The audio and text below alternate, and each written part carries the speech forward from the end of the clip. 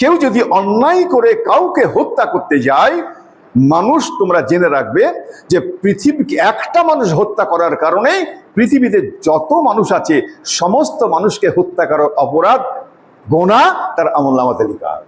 আল্লাহর সন্তুষ্টির উদ্দেশ্যে কোনো জিনিসকে যখন বিসর্জন দেওয়া হয়, আল্লাহর সন্তুষ্টির উদ্দেশ্যে যখন কোনো মালামালকে আল্লাহর সান্নিধ্যে পাঠিয়ে দেওয়া হয়, তো সেটাকে কুরবানি বলা হয়। কেউ কতল করার অপরাধ করেছে, আইনের দিক দিয়ে আল্লাহ পাকের আইনে তাকে কতল করা জায়েজ আছে বিচার ব্যবস্থার মাধ্যমে, তাদের কুরবানি আল্লাহ পাক কবুল করেন।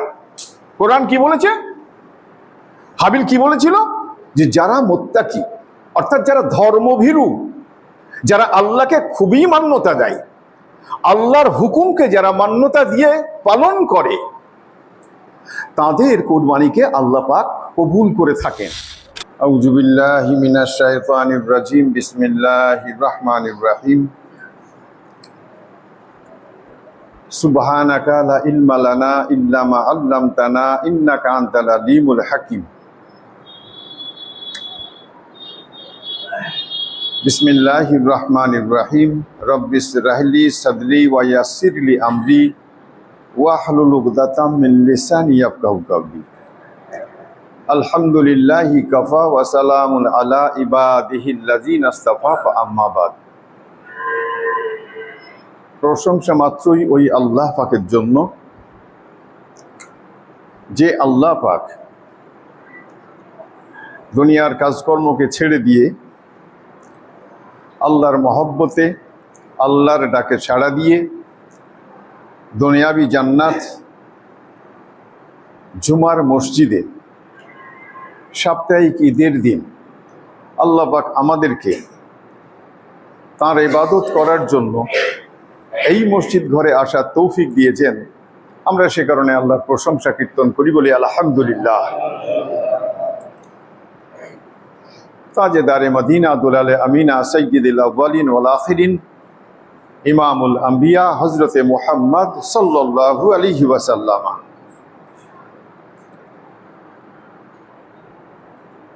তাঁর শানে হাজারো হাজার কোটি কোটি দরুদ শান্তির ধারা বর্ষিত হোক, বলি আল্লাহুম্মা আমিন। আমরা যে আলোচনাটা চালাচ্ছি, কি আলোচনা ছিল? যে আল্লাহ পাক যখন আমাদের আদি পিতাকে, আদি মাতাকে বললেন যাও পৃথিবীতে নেমে যাও, বিসমিল্লাহির রহমানির রহিম, ওয়াকুল নাহবিতু বা'দুকুম লিবা'দিন আদুব্বুন ওয়া লাকুম ফিল আরদ মুস্তাকারুম ওয়া মাতাউন ইলাহি। এই কথাটার ব্যাখ্যা করতে গিয়ে প্রচুর কথা হয়ে গেল। গত জুম্মাতে আমরা যেটা বলছিলাম যে আমরা অলরেডি তখন দুনিয়াতে চলে এসেছি, দুনিয়াতে খেয়ে পড়ে বাঁচতে হবে। জান্নাতের সুখ স্বাচ্ছন্দ্য আর দুনিয়ার সুখ এক নয়। জান্নাতে বিনা পরিশ্রমেই সব মাল পাওয়া যাবে, আর দুনিয়াতে অকাট পরিশ্রম করেও সব মাল পাওয়া যাবে না। পার্থক্যটা এইখানে। তাই আমাদের আদি পিতা হযরতে আদম আলাইহিস সালাম তার খাবার তৈরি করতে গিয়ে মাথার ঘাম পায়ে পড়ল, আর হযরতে জিবরিল আলাইহিস সালাম বললেন যে এইভাবেই আপনাকে আপনার সন্তানদেরকে দুনিয়াতে কষ্টে উপার্জন করে খাদ্য ব্যবহার বা খাদ্য উপার্জন করতে হবে। মিলিয়ে নিয়ে আমরা কত কষ্ট করি। এবারে যে কথাটা, দুনিয়াতে এবার মানুষের তো প্রজনন করতে হবে। আল্লাহ পাকের তো একটা উদ্দেশ্য আছে। আমি দুনিয়াটা সৃষ্টি করেছি, আল্লাহ পাক কেন করেছেন তার তো উদ্দেশ্য আছে। সেই উদ্দেশ্যের কথাগুলো এবার আসছে। তো সূরা মায়েদায় আমাদের নবী হযরতে মুহাম্মদ সাল্লাল্লাহু আলাইহি ওয়াসাল্লামকে আল্লাহ পাকে কথা বললেন। কি কথাটা বললেন? সূরা মায়েদার 27 নম্বর থেকে 32 নম্বর আয়াত পর্যন্ত আমি যে কথাগুলো আজকে বলবো এই আয়াতের মধ্যে কথাগুলো আছে। যারা যারা একটু তফসির দেখতে জানে তারা একটু দেখে নেবে, মিলে যাবে কথাগুলো। 27 নম্বর, 28 নম্বর, 29, 30, 31, 32, 6টা নম্বর, 6 নম্বর আয়াত, এখান থেকে আজকের কথাগুলো। আল্লাহ পাক আমাদের নবী হযরতে মুহাম্মদ সাল্লাল্লাহু আলাইহি ওয়াসাল্লামকে বললেন, ওয়াতলু আলাইহিম নাবা আবনা আদম বিল হক। একটা কথা, এই কথার মানে কি? এই কথার মানে হচ্ছে, হে মুহাম্মদ সাল্লাল্লাহু আলাইহি ওয়াসাল্লাম, আপনি বনি ইসরাইল তথা পৃথিবীর বুকে আমার যত বান্দা আসবে তাদেরকে এই কথাগুলো শুনিয়ে দেন। কোন কথা? না, আদি মানুষটা আমি সৃষ্টি করেছিলাম আদমকে, আর সেই আদম হাওয়ার 2 সন্তানের গল্পটা আপনি মানুষের মাঝারে শুনিয়ে দিন, পড়িয়ে শুনিয়ে দিন। পড়ে শোনানোর কথা বলা হয়েছে, তাহলে পড়বে কোত্থেকে? কোরআন থেকে। কোরআন থেকে পড়ে শোনাতে বলা হয়েছে। এই শুধু শুনিয়ে দেওয়ার কথা নয়, আল্লাহ পাক এমন করে বললেন বিল হক, অর্থাৎ এই কথাটা তার যেন সত্যাসত্য থাকে, বাড়াবাড়ি না থাকে, বানোয়াট না থাকে, বাড়াবাড়ি যেন কথাবার্তা না হয়। একদম যা সত্য ঘটনা আমি তোমার কাছে যা পরিবেশন করছি, এই পরিবেশন করার কথাগুলো ভালো করে মানুষের মাঝারে জানিয়ে দিন। আজকের কথাতে প্রচুর শিক্ষামূলক কথা আছে, কাজে কাজে প্রত্যেকটি শিক্ষাকে আজকে নিতে হবে। প্রথমেই একটা শিক্ষা, আল্লাহ নবীকে বললেন, তুমি আমার যে সমস্ত বান্দারা দুনিয়াতে থাকবে সেই বান্দাদেরকে তথা, তখন বনি ইসরাইলের লোকেদেরকে, তথা তোমার সমস্ত উম্মতকে এ কথাগুলো, এই গল্পটা, ঘটনাটা, ইতিহাসটা এমন করে সুন্দর করে মানুষের কাছে পরিবেশন করুন যারা মানুষ নিতে পারে। তাহলে এখান থেকে কি হলো, যে এই যে দাঁড়িয়ে কথা বলছি, যেখানে যেখানে মসজিদ আছে সমস্ত জায়গাতে আল্লাহর হুকুম আছে কথাগুলো মানুষের সামনে পরিবেশন করা। আর নবী আসবে না, তাই নবীর যে সমস্ত উম্মতেরা ইলম অর্জন করবে তাদের উচিত, তাদের কর্তব্যের মধ্যে পড়ে যায়, তাদের দায়িত্বের মধ্যে পড়ে যায় জনসাধারণের সামনে এই কথাগুলোকে পরিবেশন করা। আর এই কথাগুলো পরিবেশন করার যেমন দায়িত্ব এসে যায়, তো যারা মসজিদে নামাজে আসবে তাদেরও এই কথাগুলোর শোনার দায়িত্ব পড়ে যায়। সেই কারণে কি কথা, সত্যাসত্য কথা কি আছে, এগুলো আমরা শুনবো, এবং শোনার পরে পরেই আল্লাহ রসুল যেভাবে আমাদেরকে পালন করতে বলেছেন আমরা সেভাবে সকলেই পালন করার চেষ্টা করব ইনশাআল্লাহ। তো কি গল্প বললেন? 2 বেটার গল্প। কি 2 বেটার গল্প? আল্লাহ পাক এইভাবে বলছেন যে মানুষের সামনে বলুন কোনো এক কারণে, আমি কারণটা পরে বলছি, যেভাবে আয়াতটা এসেছে কোরআনের আয়াতটা একমাত্র হযরতে ইউসুফ আলাইহিস সালামের ঘটনা ছাড়া কোরআন এমনই একটা জিনিস, এক নাগাড়ে পরপর গোটা ঘটনা আল্লাহ পাক কখনো বলেননি, তাই এর নাম কোরআন। যখনই যেটা প্রয়োজন হয়েছে সেই প্রয়োজন ভিত্তিক আল্লাহ পাক আল্লাহ নবীকে কথাটা জানিয়েছেন। আজকের যে সূরা মায়েদাতে 27 থেকে 32 নম্বর আয়াতে যে কথাগুলো এসেছে, আল্লাহ নবীর সেই সময়ে এই কথাগুলো বলার প্রয়োজন ছিল, তাই এই কথাগুলো এসেছে। তো কোরআনের মধ্যে বিভিন্ন জায়গাতে টুক টুক টুক টুক করে একটু একটু করে যেমন যেখানে যেমনটি প্রয়োজন হয়েছে ঠিক তেমনটি করে এসেছে। তো এখানে যতটুকু প্রয়োজন আল্লাহ বললেন তার 2 বেটার ঘটনা ভালো করে শুনিয়ে দাও। কি শোনাবে? না তাদেরকে কোনো এক কারণে কোরবানি করতে বলা হলো। তা সেই কোরবানি তারা করলো। এক বেটা জন্তু জানোয়ার, দুম্বা, ছাগল, গরু এসব পুষত, তাই সে একটা উৎকৃষ্ট দুম্বা কোরবানি করলো। আর একটা বেটা শস্য ফলাতো, তাই সে কিছু ফসল কোরবানি করলো। তো এক বেটার কোরবানি কবুল হলো। নাম কি এসেছে? হাবিলের কোরবানি কবুল হয়েছে। কার কোরবানি কবুল হয়নি? কাবিল। কোরবানি যখন কবুল হলো না, তো কাবিল কি বলল? যে আমি তোমার কালা আকতুলান্নাকা, এটা আরবি শব্দ। এই আরবি শব্দের মানে হচ্ছে আমি অবশ্যই তোমাকে হত্যা করব। প্রতি উত্তরে আর একটা ভাই বললেন, ইন্নামা তাকাব্বালুল্লাহু মিনাল মুত্তাকিন, আমি তোমাকে হত্যা করতে যাব না। এ কারণে না, তুমি যে কারণে আমাকে হত্যা করতে চাইছো, তোমার উৎসর্গ অর্থাৎ তোমার কোরবানি কবুল হয়নি বলে, কিন্তু আমি তোমাকে এ কারণেই হত্যা করতে উদ্যত হব না, না আল্লাহ পাক মুত্তাকিনদের কোরবানিটাই কবুল করে থাকেন। সামনে কোরবানি আসছে, কিন্তু সামনে কোরবানি আসছে, শাওয়াল মাস চলছে, তারপরে জিলকাদ জিলহাজ কোরবানি হবে। খুব সাবধান, এখান থেকে জ্ঞান অর্জন করতে হবে। তাদের কোরবানি আল্লাহ পাক কবুল করেন। কোরআন কি বলেছে? হাবিল কি বলেছিল?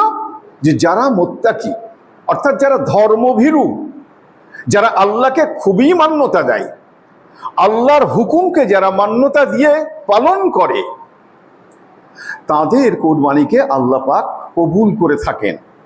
কাজেই আমার মান্যতা বেশি আছে, তাই আমাকে আমার কোরবানি আল্লাহ কবুল করেছেন। তোমার মান্যতা কম আছে, সেই কারণে তোমার কোরবানি আল্লাহ পাক কবুল করেননি। তাতে আমার কি দোষ আছে? তুমি কেন আমাকে হত্যা করতে আসবে? পরেই বললেন, তুমি যদি আমাকে হত্যা করতে আসো, তো আমি তোমাকে হত্যা করব না। এ কারণে আমি হত্যা করব না যে আমি আল্লাহর যে আদেশ আছে, আল্লাহর যা বিধান আছে, আমি সেই বিধানকে পরিপক্কভাবে পূর্ণভাবে মানি। কাজেই তোমাকে হত্যা করতে গিয়ে আমি পাপ কুড়াতে পারবো না। আমি চাইছি যে তুমি যদি আমাকে হত্যা করো, তা আমি তোমাকে হত্যা করতে যাব না। অর্থাৎ আমার এবং তোমার পাপ যা কিছু আছে, সমস্ত পাপ তুমি কুড়িয়ে নাও, মাথায় বোঝা নিয়ে নাও, আর সেই পাপের বোঝা নিয়ে তুমি জাহান্নামে যাও। আর আমি যেহেতু আল্লাহর বশ্যতা স্বীকার করেছি, সেই কারণে আমি তোমার উপরে হাত তুলব না, আমি জান্নাতে যাওয়ার আশা রাখি। পরের আয়াতে এসে বললেন, সব 27 থেকে 32-এর মধ্যে বলছি, সব আল্লাহ পাক জানিয়ে দিলেন যে মানুষকে দুনিয়াতে হত্যা করার বা কতল করার কতগুলো পদ্ধতি আছে। কেউ কতল করার অপরাধ করেছে, আইনের দিক দিয়ে আল্লাহ পাকের আইনে তাকে কতল করা জায়েজ আছে বিচার ব্যবস্থার মাধ্যমে।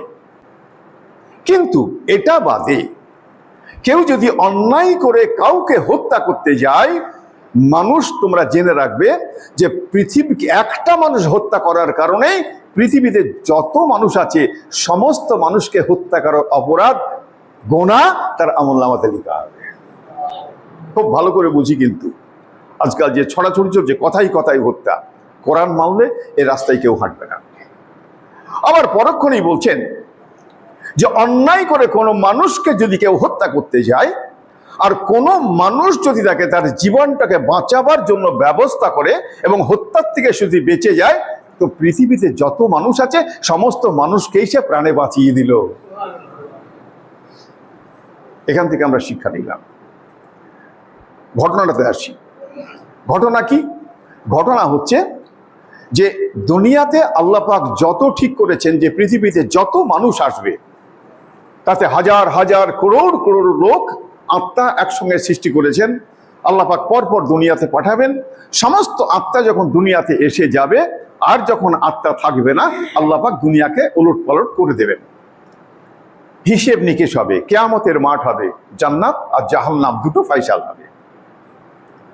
প্রথম মানুষ আসবে দুনিয়াতে, তো আল্লাহ পাক হজরতে মা হাওয়া আর হজরতে আদম আলাইহিসসালাম তাদের প্রথম একই সঙ্গে দুটো সন্তান, যমজ সন্তান হতো, একটা ছেলে একটা মেয়ে।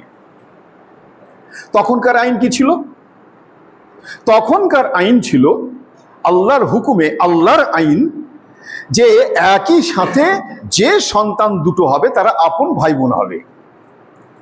কিন্তু পরে যে সন্তান হবে একসাথে দুটো ভাই বোন, এরা আপন ভাই বোন হবে, কিন্তু এদের সঙ্গে এদের আপন হবে না। অর্থাৎ আগে পরে যে ছেলে হয়েছে আর পরে আগে যে মেয়ে হয়েছে এদের সঙ্গে বিয়েকে জায়েজ হবে, কিন্তু একসঙ্গে যে দুটো হচ্ছে এটা আপন ভাই বোনে পরিগণিত হবে, এদের দুজনের বিয়ে হারাম হবে। তখনকার বিধান ছিল। এই বিধান কখন শেষ হয়েছে?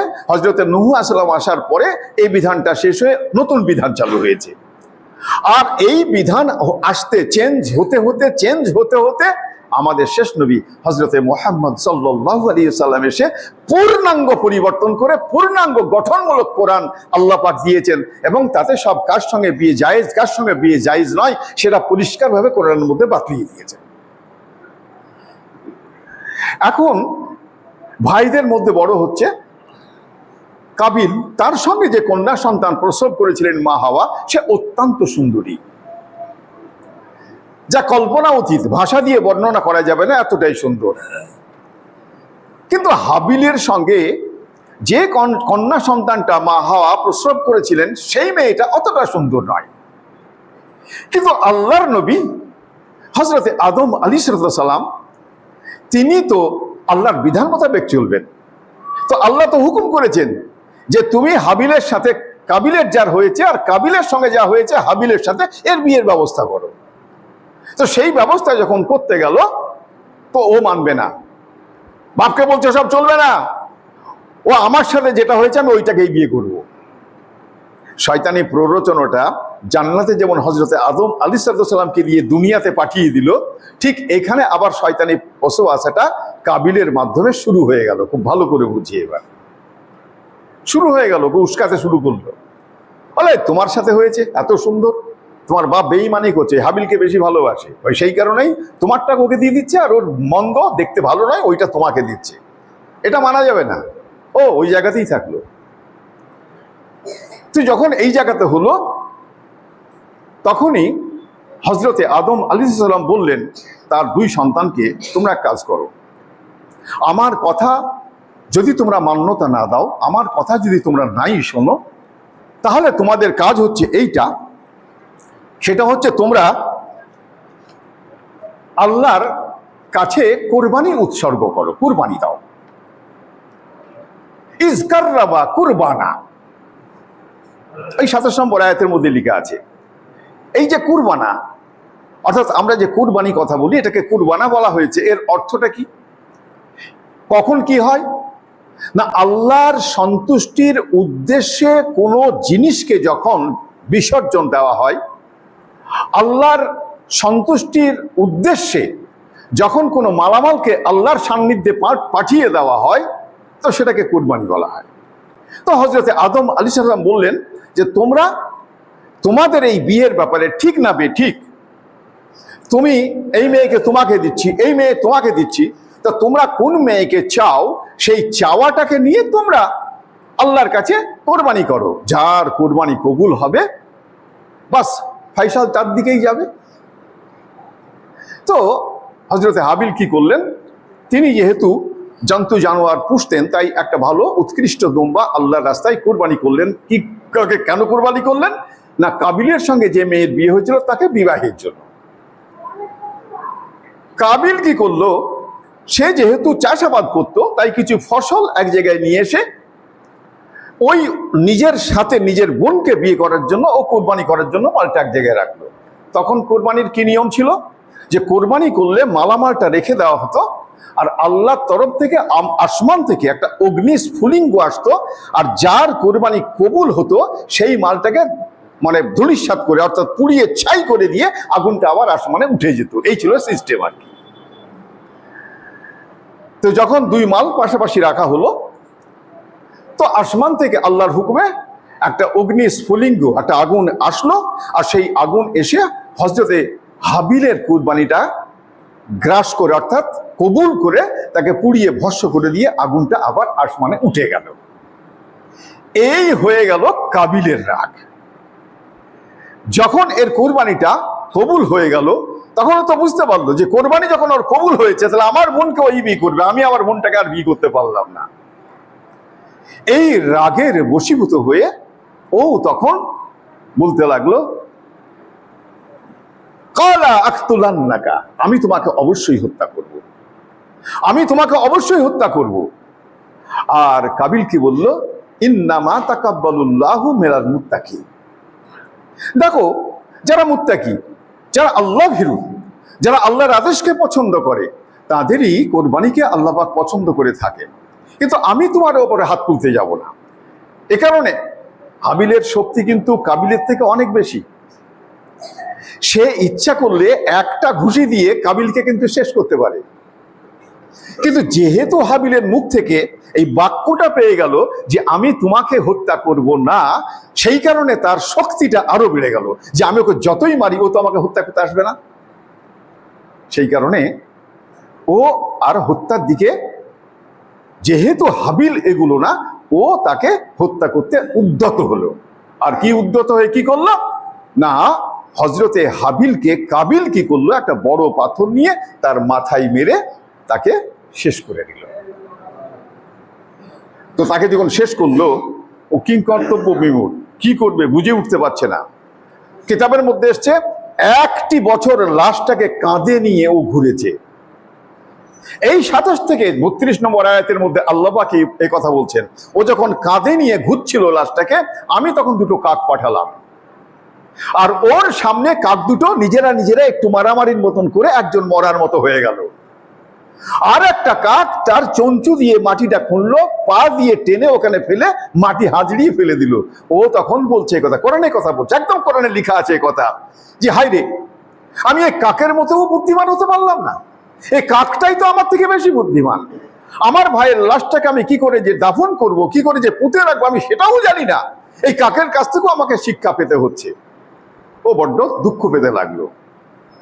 যখন হত্যা করেছিল, আমি ছোট কথা বলে শেষ করে দিই, টাইম হয়ে গিয়েছে, বলছে এই হত্যাটা যখন করলো, ও কিংকর্তব্য বিমূঢ়, ও তখন ওর মধ্যে আর হেদায়েত নাই, ও হেদায়েতটা শেষ হয়ে গেল। আর এইখান থেকে হযরতে আমর ইবনে আব্দুল্লাহ তার একটা উক্তি বলে আমি শেষ করি, যেহেতু টাইমটা শেষ হয়েছে। তিনি প্রচন্ড ইবাদতি ছিলেন, তার বিরাট বিরাট হাদিস আছে, অন্য সময় শোনাবো, এই ছোট্ট উক্তিটা বলি। তার মরণমুখ অবস্থা, প্রচুর পরিমাণে দেওয়ালের দিকে মুখ করে কাঁদছেন।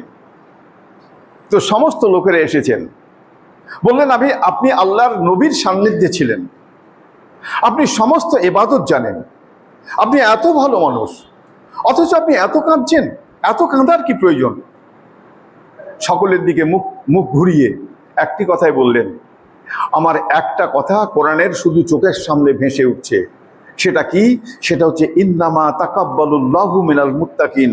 আল্লাহ পাক আমার যে এত ইবাদত করেছি, তা আমি কি আল্লাহ ভীরু হতে পেরেছি কি, তাতে আমার সন্দেহ আছে। আমার কি একটা আমল আল্লাহ পাক কবুল করেছেন কিনা, তাতেই সন্দেহ আছে। আমি সেই কারণেই কাঁদছি, অন্য কোনো কারণে নয়। হযরত আবু দারদা রাদিয়াল্লাহু তাআলার কথা বলছেন যে আমি এত নামাজ পড়েছি, আমার দুনিয়াতে যদি একটা নামাজ কবুল হয়ে থাকে, আর পৃথিবীতে যা কিছু মালামাল পানির নিচে, জমিনের উপরে, মাটির নিচে যা কিছু আছে, সমস্ত মাল যদি আমার তত্ত্বাবধানে আমাকে দিয়ে দেওয়া হয়, আর সেই মাল একদিকে আর নামাজ কবুল হয়েছে 2 রাকাত একদিকে, তা আমি নামাজটাকেই বেছে নেবো, এই মালগুলোকে টান দিয়ে ফেলে দেবো। সেই কারণে আমাদের মুত্তাকি হতে হবে। নামাজ পড়ছি, কিন্তু নামাজ কবুল হচ্ছে কি জানি না। আর মুত্তাকিনদের দোয়াই, মুত্তাকিনদের নামাজি, মুত্তাকিনদের কোরবানি আল্লাহ পাক কবুল করে থাকেন। আল্লাহ পাক আমাদের সকলকে মুত্তাকি বানার তৌফিক দান করুন বলে আল্লাহুম্মা আমিন। ওয়া আখিরু দাওয়ানা আনিল হামদুলিল্লাহি রাব্বিল আলামিন।